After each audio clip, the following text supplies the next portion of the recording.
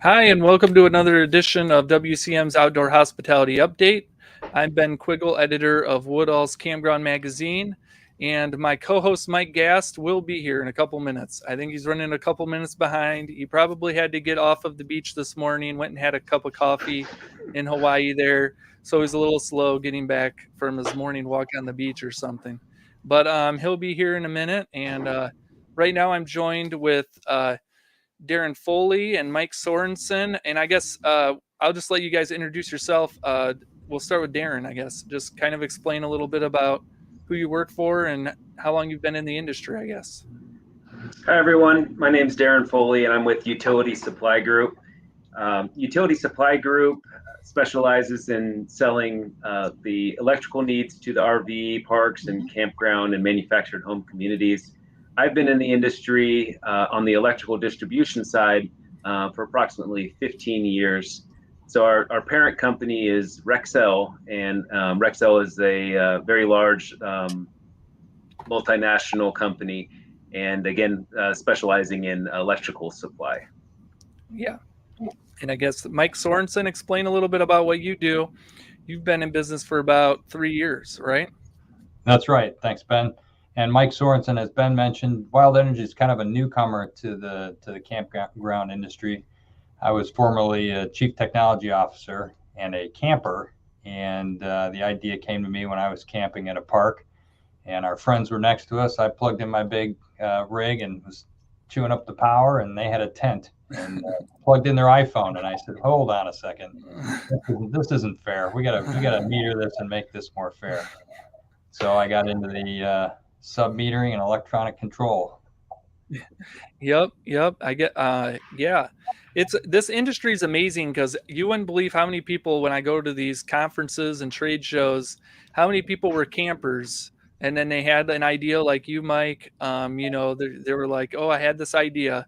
I know, like at my community, Joe Dumig and his wife Rose there. That's how they started up their company, and just they go camping and they have these ideas, and it comes to life. And so it's kind of an amazing part of this industry. You have a lot of campers that sell products, so it's great. So, and I guess that's one of the trends. I guess we wanted to talk about a little bit, Mike, was just the metering.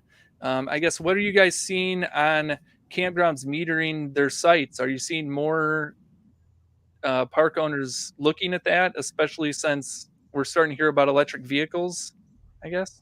Yeah, absolutely. I would say that new park builds, without a doubt, we're putting meters on every single site for a new park build, and we have tons of new parks being built, as you can imagine. We're also doing a lot of retrofits. So I have a lot of park owners that never had meters. They even have old pedestals, and we'll go in and put meters on those old pedestals so that we start recovering that cost of electricity.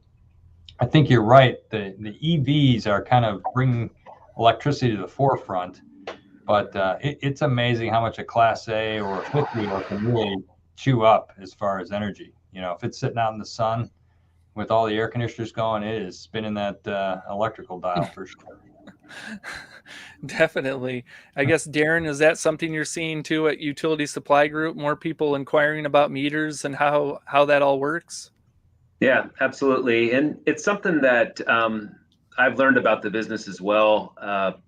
Utility Supply Group has always recommended adding metering. There's some stats out there that are close to like 20 to 25% energy reduction just by throwing a meter on there. It's just amazing that the psychology, psychology of it is that, people, when it's free, you take more of it. And, if you think you're being monitored, or if you are being monitored or charged for it, all of a sudden, you can withstand the ambient air temperature, around 75 degrees instead of that 64 degrees that you just don't need. That's so funny. Yeah, definitely. Are you, oh, here's Mike. 1 second. Oh, Mike's here. Sorry about that. Didn't want to let me in today. That's okay. We're just happy to have you here, Mike Gast. For those in the audience, who don't know Mike, former vice president of Campgrounds of America, and he's on here every week with me, which is, kudos to Mike for putting up with me that much. So, but what was that? I'm partially retired, so I've got a high tolerance for pain. So, Mike, we were just talking about metering sites, and I guess they were talking about how more campground owners are exploring, putting more meters on sites. And Mike Sorensen had mentioned how developers, they're looking at putting meters on almost every site. I guess when we look at like seasonal and transient sites, are you seeing like more people putting them on transient sites? Because I know when I talk to park owners, a lot of them are like, oh, we have meters on our seasonal sites, but not on our transient sites. Mike, Darren, did I make sense? I'll jump into that just to kick us off. That's certainly true. We are putting meters on the transient sites now. That doesn't necessarily mean that campground owners are charging for an overnight or a daily. I think that will shift, Ben, to your point, as more EVs and electric RVs start showing up. I've got a couple of campgrounds that are right along the interstates, and they're working on charging for overnights. So, they get the pull-offs and the overnights because they're right by the interstate, and they're working on, moving to daily charging for electricity. So, Mike, do you see that as something that's happening on mom and pops too, or is it in the transition of ownership that metering is taking place? Are there traditionally owned campgrounds that are making that leap too?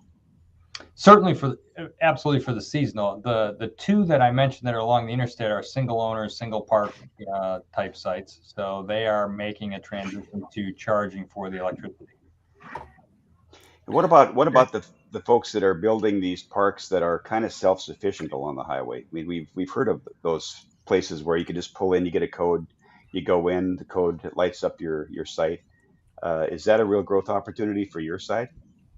Yeah, I've talked to those guys. I can't remember the name of them, but they're definitely metering every site for sure in the automated parks. And even if you've talked about on any of your shows, Loves and Flying J that are putting in RV sites at their locations, they're putting in meters for all those as well. What does it look like when you're talking about metering transient sites and maybe like charging them for the electricity? Is most of the models like they give you a certain amount of electricity, and then if you go over that, you're gonna have to pay for the extra? Yeah, you led right into what I was going to say. We're recommending that people do an allowance for the overnights. Give them an allowance, and then if they go over, a reasonable amount of electricity, then they get, an extra bill. But that eases people into the transition of electric billing. Yeah. It's amazing how quickly like this electric vehicle thing has just come on, because I think like 3 years ago we weren't really even talking about electric vehicles. I mean, they were out there, but the industry wasn't really talking about it. And now every single conference I've gone to, like the national conferences in the fall, in the spring conferences, every single one has had at least one session about electric vehicles.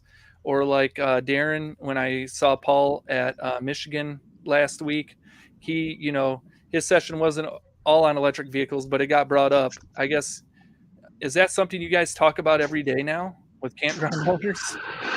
Yeah, if you go to a show, it's like you said, it's going to be a topic of discussion, and I think the big issue is that the infrastructure and the grid is dialed in to take care of RVs.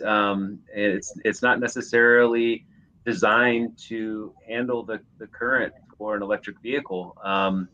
So there's a lot of concern that these huge investments that people have made into developing their parks are somewhat could be in the future somewhat obsolete. So whenever anybody's looking to expand or add on, we're recommending that they take EV charging into consideration and design for that.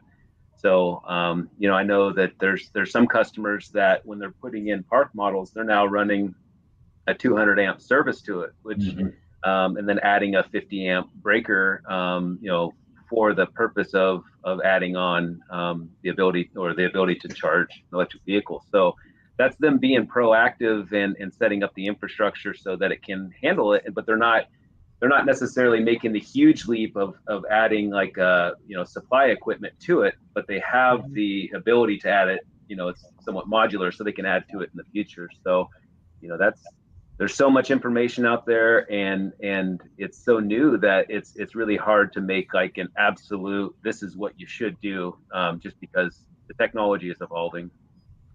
So Darren, what's that do to the cost per site?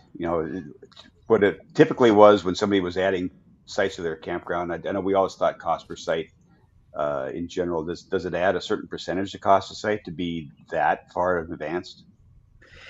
Yeah, I don't know the exact percentage. Can definitely say that it's going up. But the adding an additional panel to it, and like let's use that park model as an example. Putting a larger panel in there could add an extra $50 to it, and then the box in a receptacle could add another $50 to it. So if they're not installing what we call like level 2 chargers, and they're just providing an outlet for them, I could see it adding 10% to the cost. But as far as like the most expensive part of digging the trenches and making sure you got the right size wire in there, there's definitely some downstream additional costs as well. So it's again, you're protecting your asset, you're protecting your customers, you're planning for the future. So I think that there will be a pretty good return on that investment, especially when things start taking off. And I'm sure everyone's seen the stats that by 2030, half the automaker executives predict that 52% of the new vehicles sold will be electric vehicles. So it's coming. It's just it's just a little bit out there in the future. Yeah, we have a story up today where it says 13.5 billion committed by auto industry for EV development, which is just a huge sum of money, and that's split up through various companies. But that's just a huge amount of money. I guess when I talk to campground owners, there's definitely ones that are taking a wait and see approach. I guess, what are your thoughts on that approach of just waiting and seeing what happens down the road, I guess? It's not the worst thing I've heard. There's the bipartisan infrastructure law has I think it's like $7.5 billion dedicated to it. So they're looking to add up to, I think there's 100,000 existing chargers out there, and they're looking to add another 400,000. So if you think about what the needs of your campers are going to be, maybe that could be filled by on the public side, or maybe even some private investments at gas stations. They're going to add chargers, so it might not all be on the park owners to provide that, but we think that you should at least have an option for them. That way you don't have people showing up and plugging into your sites that aren't designed to handle that load.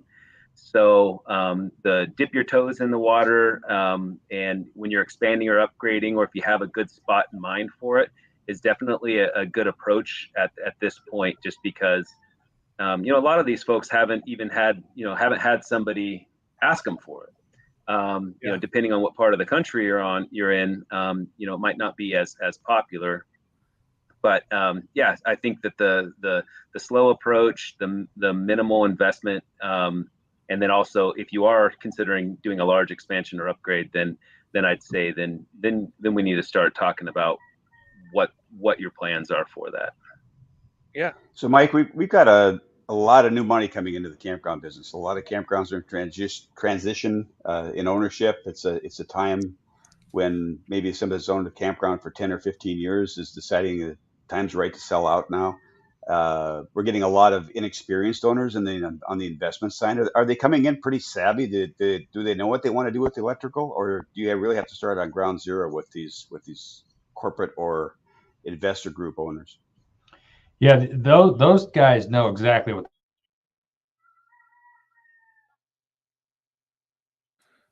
I would say that. Am I frozen? Is he frozen? There you are. There you are. I can hear you guys. Okay. I'll start that over. The investors or the institutional guys know exactly what they want. They're putting the meters and the infrastructure in right out of the gate. We've got some parks that are planning for EV capacity at nearly every site, so they're looking farther down the road. I think it's more of a challenge for the multi-generational owner who may or may not understand their electrical infrastructure. So I would say as step one, if you're a park owner, is know what your infrastructure is and what it's capable of.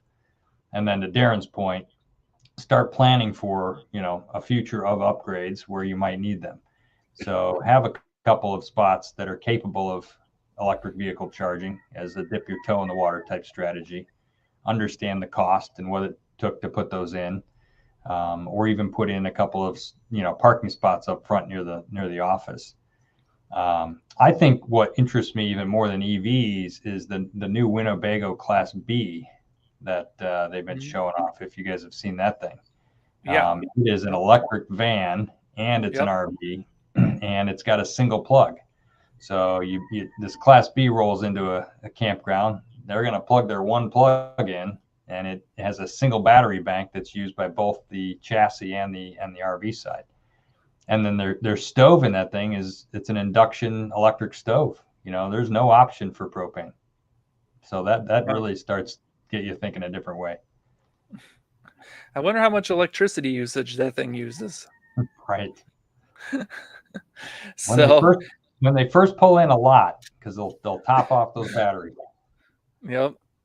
So is the consumer going to get real savvy about what kilowatts are? Because I have no idea like how much kilowatts an RV uses, but I would imagine if people start metering, they're going to get real savvy with how much kilowatts they use. So yeah, they do. I mean, Darren made the perfect point earlier. We have the data now with these smart meters, and so when metering goes in, they get savvy, and the bills drop by 30% consumption in the bills. Yeah. Well, I mean, I guess electric vehicles have really stolen kind of the show here this last year. But I did kind of want to talk about some other things that campground owners need to keep an eye on. I guess, Darren, is there other like important things happening in the electrical industry that really the park owners need to keep an eye on? I know we had some issues a couple of years ago with the NEC code, the National Electric Code, that Wade Elliott was working on. I guess, are those issues completely solved? I don't know if they're completely solved. So Wade is still involved, and he's transitioning. I'm hoping to transition into his position on the NEC, just to be an advocate for the industry. And so I mean, as far as any NEC issues, I'm not aware of anything that's like right now an immediate threat. I guess the biggest issue right now that we're seeing is the supply issues and inflation. We've been working through those both on the electrical distributor side and with utility supply group, and it's a difficult environment. There's some really long lead times, and then also with the war that's going on, prices are going up for both transportation costs and then also for steel production. So iron ore, I think combined at a Russia and Ukraine accounts for 8% of the global output. So when how the manufacturers are going to deal with that is they're going to pass on the costs. So we're hit with just an insane amount of price increases last year and at the beginning of this year, and we don't see anything that's pointing to them letting up. So with that, it sounds like a sales pitch, but really what I recommend to people is to get your product on order. Get your product on order and just be prepared for it, because if you're expecting product to come in the next 6 to 8 weeks like it traditionally has been, double that. we've done a really good job of working with our top manufacturers to try to make sure that we're at the top of the list, and we are allotted. They give us a specific amount of allocation per week, and we're able to nibble away at that. But there could just be we've seen a lot of weird things in the last year, couple years, so nothing really surprises us. So if there's anything that's certain is get your order in, and that way you can be at the top of the line when product comes in. And I think So that's Mike, go oh, ahead. yep, go ahead, Mike. Sorry. I was just a question for Mike. I was spending some time on Wild Energy's site. It was intriguing to see that one screen, that one landing page where you could run your whole campground from it remotely. What's a training curve like on something like that? Is that something that some owners get a little bit frightful of when they see that whole thing laid out like that on every site? No, in fact, it's probably getting easier and easier. We have more and more property management systems that are directly integrated. So the flow of information from the meters into the PMS is automatic. So the owners rarely have to even look at that stuff or worry about it. It just spits right out on the consumer's bill. The only time we really work with them is when there's an issue. So we're monitoring all those meters, and if something goes offline, then we're calling them proactively to say, hey, you have a problem with this site. And that's probably the time they get more involved with, oh, let's go out and check it and figure out what's going on. But I would say it's, the property management companies have been really great about doing integration with us, and that flow of information is just fantastic for the owner.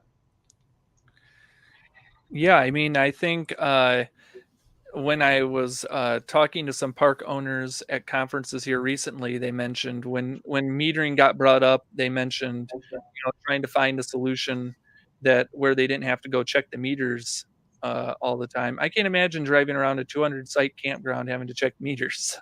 Right. That seems like it would be quite an undertaking. So yeah. I did want to comment on what Darren had to say about the supply chain. That is probably still the biggest issue. We're building electronics, and I have not seen the chips for over a year. So we had a good stock, but they're still in short supply. And wow. And to Darren's point, people that bought meters in the fall last year, they probably saved 20%. I have them on the shelf, haven't even shipped them out to some of our customers, but they were looking ahead and they bought early and probably saved 20% by placing an order early. Kind of amazing. How does this impact like current parks that are open right now? How does that impact their ability to expand? Because we keep hearing about parks expanding, but if they can't get the products or it's pretty expensive, that kind of has to slow down how much they can expand or when they can expand, I guess, right? Yeah, I'm going to put a plug in for Darren. If somebody doesn't want their pedestals, I'll buy them back. I mean, they're in such short supply that they'll go somewhere else pretty quickly. Well, yeah, I see a lot of folks that actually this isn't brand new. So we've been dealing with the supply chain issues for a while now. So when we were at the Wisconsin show, there wasn't a lot of surprised people. People are planning for it and thinking ahead. Like, best case scenario would be, expanding in the fall or in the spring. They say things like that, where fall or spring. We're talking about a 6-month swing there, and so people are being realistic about it. And if it's not the pedestals, which again we have a pretty good grasp on getting our hands on the inventory there, it could be some other component that is crucial to the expansion. So it could be the main circuit breakers or something like that. Mm-hmm. So there's so many opportunities for something to break that chain, and then you're stuck. So where we see folks that have a date coming up in mid-April or early May, they're sweating right now, and we're scrambling for them. But again, we're talking to our vendors every day. We're reaching out to them, and so it's really just managing expectations and making sure that we share the information once it comes available. Yeah, So we mentioned earlier about what campers, RVers are going to see when they pull into these parks, and as metering becomes much more common, are there certain things that an RV owner should be looking for when they're out there looking for that new rig, or to change up their equipment, or habits they should be getting into in order to lessen that desire? Because right now you plug in, you forget about it because you're not paying on the meter. Right. Yeah. As an RV owner, I never understood how inefficient my RV was. You put that air conditioning on out in the sun, there was no insulation in that RV, and it just bled, heat right through and cold right out. So, as the industry progresses, I think people will get more savvy about the efficiency of their RVs, and they'll look into things like, insulation and efficiency of the air conditioners. And they'll use more propane. So we do see people switch to propane when that's an option. But yeah, the efficiency of these RVs is pretty low. And I'm hoping that the industry as a whole starts to address that as electric becomes more of a concern. Yeah, definitely. Propane's even gotten more expensive here recently. So I use a propane cooker for my maple syrup cooking that I do, and it was a little more expensive this year to do the propane stuff. So, but yeah, the energy efficiency in RVs is definitely something to be worked on. So, it's never been a thought. So, I think Yeah. going forward, it will become a thought. How much is it, what's the annual cost of energy for my RV?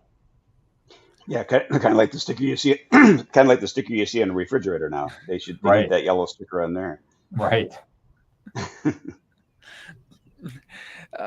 yeah, I guess, when we look at the size of RVs and the type of electricities, you think, future RVs are going to get to that more efficient, or are we just going to keep pumping out these huge units with tons of electrical consumption, I guess?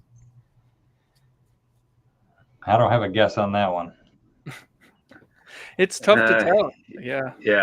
I don't know. Just if I were to get one, and I mean that just kind of anecdotally, I wouldn't go huge on it. I mean, I want to be able to turn around or go on some roads that not necessarily everybody wants to go on. And obviously, I think our generation does have a bigger concern for the environment, and being brought up where I just remember doing presentations in fifth grade on the ozone layer, or on the holes in the ozone. So it's always in the back of my mind of what I'm doing as far as consuming energy. And I think that I might echo my generation a little bit there.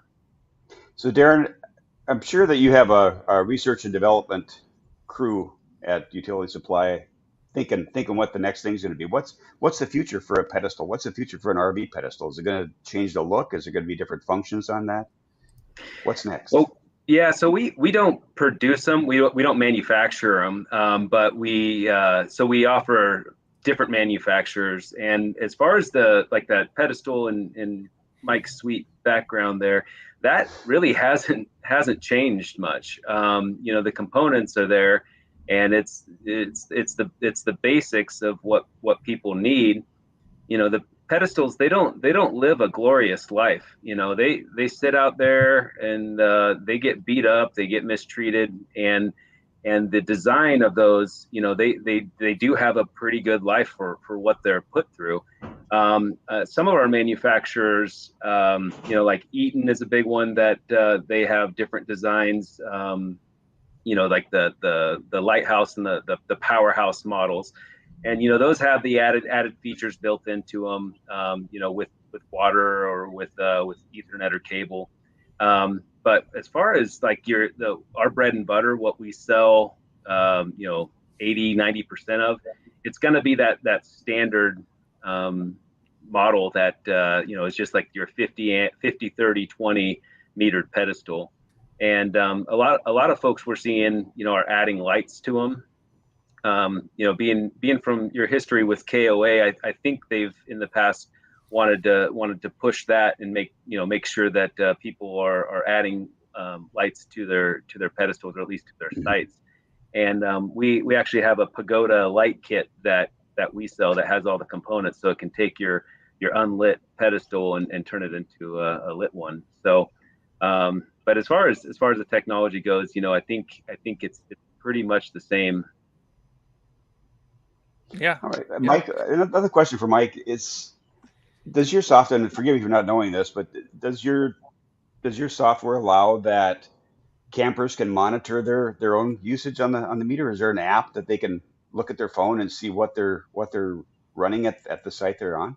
That is in development as we speak. Yes, we've been asked for that quite a bit, so that's something we pulled the trigger on, and they'll be able to punch their meter number in and see their current usage, their trend, the history, and then we have a couple other mobile camp apps that are going to add that functionality into their app as well. I could see that being a real game for a Yeah. lot of the RVers I know. That how little can I use this Right. on this day? And so yeah, I would think that would be a real high demand item to be able to monitor your own usage. Yep, agreed. I think park owners that start doing this full metering are going to start really seeing some savings, and they're going to wonder why they hadn't done this years beforehand. So it's just amazing to me that it's kind of taken this long to get to this point. I guess electricity hasn't always been super expensive, but it's still something you pay for, I guess. So yeah, and the rates have gone up quite a bit, even in the last 6 months, especially in the Northeast. We've seen the rates jump 30-40%, which is a big jump. Yeah, definitely. So I guess, do you guys, we're seeing all these new developments come in. We're hearing about expansions. It looks like you guys are staying really busy. I guess, do you guys see any chance of this slowing down at any point in the future? Or, are we just going to keep seeing this for the next year or two, I guess? You want to go first, Mike? Yeah, I would say we're already working with new developments into 2023 at this point. So it's out there a ways before it starts to slow down, I would say. We're probably still 12, 18 months out in the progression of things growing. Yeah. I'd say the same thing. There's just there's a lot of good economic data out right now. Obviously, there's some macro influences that could slow things down, and if you see some reports coming out of whether or not people are whether or not the COVID inspired trend of people getting out and RVing, whether or not that's going to fall off or not. A lot of data is supporting that it's going to maintain. And then I guess, with gas prices going up, there's surveys out there too, asking folks if that's going to impact how they travel this year. But the thing is that you start looking at hotels, you start looking at, airfare, like everything, is going up. And in some cases, hotels, exponentially. So I still think it's such a great opportunity for people to get out, and it's going to be one of the more economical ways for people to get out. So I think the industry trends are still pointing in the right direction. And I know that, we're adding folks to our team, and our factories are adding capacity. And so those are all really good signs. When you see these legacy companies that, it feels like it takes them forever to make these decisions on, adding capacity to their lines. You see them moving kind of quick to meet the demand. That's a really good sign for the industry, because that's it's expensive to spin up another factory line for it. So right. Everything that I've seen has been pointing in the right direction. Yeah, definitely. I mean, it's just been amazing, the industry the last couple of years, and how COVID really accelerated a lot of different things. And I think people are a little anxious because they're kind of expecting a slowdown at some point. But I mean, everything looks like it's not going to happen this year. Maybe at some point next year. I've talked with some suppliers. They're getting close to having orders for 2024 already. Wow. So, which is just incredible to think about. So, and I know like the park model manufacturers, I mean, they're still way out in lead times. So it's just amazing. And it'll be amazing to see how long this run continues. So maybe it'll continue forever, right? Is that the way business works? You keep going up and up and up. Well, Yeah. yeah, I think, there's one more dynamic that's driving it, affordable housing. A lot of people are transitioning to RVs because they cannot find affordable housing. So that's probably chewing up a good chunk of spots in campgrounds as well. Yeah, and the remote workers. There's just a tremendous number of remote workers, and the COVID crisis really highlighted traveling workers too. There's just a tremendous amount of traveling workers, construction workers, oil workers, nurses. I didn't realize there were so many traveling nurses. Yeah, I guess there's tons of them. So I thought that was like, I didn't even realize there were that many traveling nurses. So that was surprising. Well, I think that's about it. Unless Mike, you had any more tough questions to ask these guys. No, this has been great. I think we're on the leading edge of a real transition, not just for our industry, but for all of the world here. And you don't have to dig too deep to find folks that want to argue that electric vehicles and that the move to electric everything is that they just don't believe it yet. But there's more and more getting on board, and I think when you see automotive companies making the leaps that they are and the investments that they are, it's going to be real. So I think what you guys are doing is just vital to the camping business. That there's no doubt that that metered electric is going to be something that every campground is going to have to eventually think about, because it's just too big a piece of the pie now. Yeah. Yeah, I guess, right before we go, I guess one other question is, I hear from park owners all the time about they're concerned about the electrical grid and how well it's going to handle if we all go electric vehicles and electricity, everything. I guess, what are your thoughts on that? How do you tackle that question when people ask you about, well, can our electrical grid handle all of this? Are you talking about the overall, electrical infrastructure? Like the national, yeah. I mean, yeah, that's a tough one, and I mean I guess it really depends on where you're at in the country, and I don't have a great answer when they bring that up. So Mike, I don't know if you have any thoughts. Yeah, well, Darren, you touched on a couple of key points, which is the infrastructure bill has a ton of money in there to help with the grid. Electrical generation is still a big deal. We have not fired up a new nuclear plant in quite a while. So if you want to transition away from coal and gas, you're going to have to bring some more nuclear power online. Wind and solar is a great supplement, but it's not good for continuous power. So I'm out here in Florida, and there are massive solar plants. We're a good state for that, but at the end of the day, if you want continuous power at night and weekends and rainy season, we've got to have more generation. And then, Ben, to your point on the infrastructure within a park, if you can decrease your overall consumption by 30% by putting meters in, you've given your park's infrastructure a little bit more lifespan. Now you have capacity for EVs to come in, and you're not at your peak capacity on your transformers and your load banks, and so all of that helps. Yeah, I know my parents, for one, have a doomsday. We're going to get hacked and everything's going to go down, and then I'll be riding a horse to work. So, but I don't know if I agree with all that. But it's great to see that they're going to put some funding into upgrading the electrical infrastructure, and hopefully we can all handle it when things start going more electric. So. But anyways, well, thanks, Darren and Mike, for taking the time to join us. And thanks, everyone, for watching. And we hope everyone has a great rest of the week. Thanks, you. guys.